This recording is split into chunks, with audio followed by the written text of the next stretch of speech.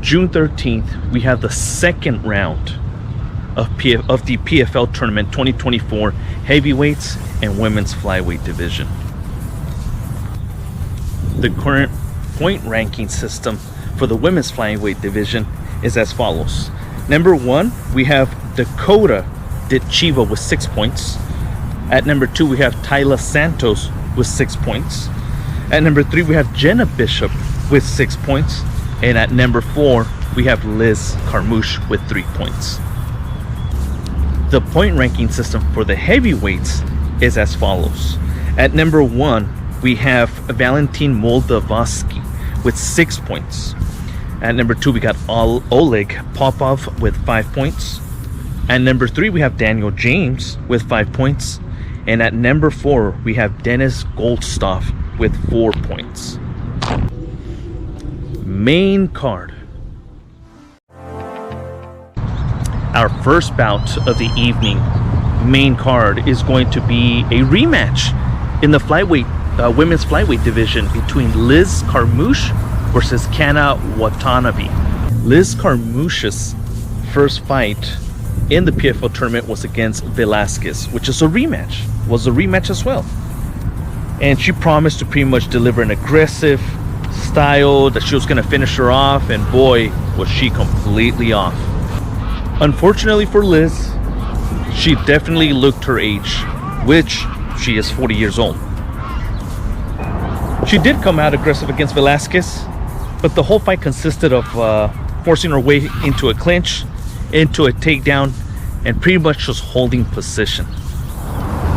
To her credit, she did go for an armbar, which was very, very close in the second round, at the end of the second round. However, she has developed a style that she inches little by little into position. Definitely not a style that's appealing to the crowd and to the fans. She was able to get a unanimous decision with this smothering style of hers against Velasquez. Watanabe, in her last fight, also got a unanimous decision win with grappling. There's one aspect of her game that's still lacking, and that's head movement. And this being a rematch where Liz Carmouche TKO'd her on her feet, it's not looking good.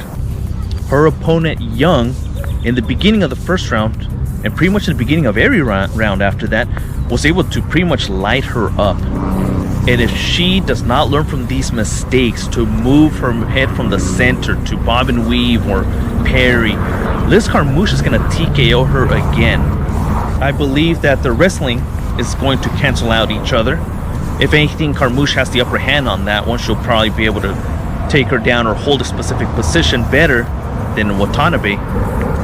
So it comes down to the feet. And again, I just did not like the lack of head movement from Watanabe. I got Liz Carmouche by TKO round 1 or 2. Second bout of the evening, we go to the heavyweight division, and this is a rematch in Bellator. Originally took place in Bellator between Tyrell Fortune and Daniel James. Tyrell Fortune is a wrestler. I believe he is a 2-time state champion in Florida and a Division II national champion. And Daniel James is the Black Beast. He is the Derek Lewis of the PFL. Just go watch his first fight versus Fortune, and go watch his last fight in the PFL versus Golm. The guy was getting out-wrestled, out-positioned, controlled, and eventually he explodes and just unleashes heavy hands on his opponents. If Fortune cannot develop a game plan to deal with a stand-up in order to set up a good takedown, he's gonna go to sleep again. There's just no way that I see him being able to stand and trade with Daniel James. Fortune's wrestling is extremely good. Well, as I mentioned, go look at the history of Daniel James's fights. It seems like that's the game plan, to wrestle him, and so far it doesn't seem to be working. I have James winning here by TKO or some sort of stoppage in round 2 or 3. For our third bout of the evening, we go down to the women's flyweight division. We have a fight between Chelsea Hackett and Dakota Ditcheva. This is the biggest mismatch of the evening. In Hackett's first fight against Bishop, she wasn't able to do anything. As a matter of fact, she completely got manhandled. She completely got dominated and stopped. On the other hand, Dakota Ditcheva is literally looking like the Joanna Jędrzejczyk of the PFL. Her destruction of Molden was beautiful violence. Her combinations were just ridiculous, to the head, to the body, knees, left hooks to the body, front T kicks to the head to keep her opponent moving and guessing. Her striking is unbelievable.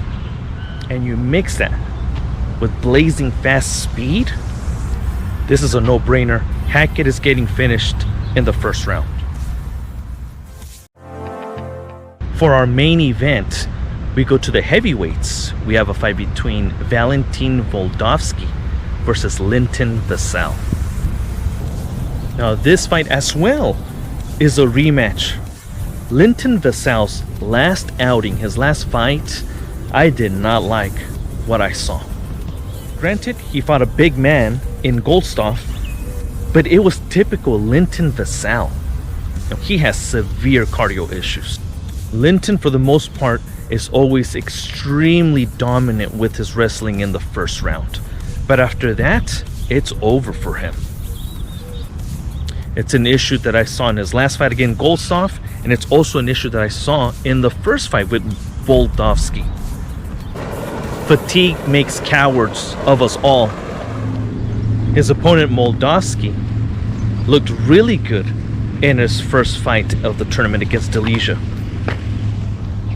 Despite his first round finish, I'm still curious about how Moldavsky is going to look in this fight, simply because I feel Ditcheva got injured very early in their fight. Moldavsky pretty much took advantage of that. Second, Moldavsky saw the wounded elk. I mean, he just unleashed a barrage of punches and knees. The guy definitely has a killer instinct in him. I just don't see Linton fixing his cardio issue. And with that being said, I see Moldavsky finishing him in the later rounds.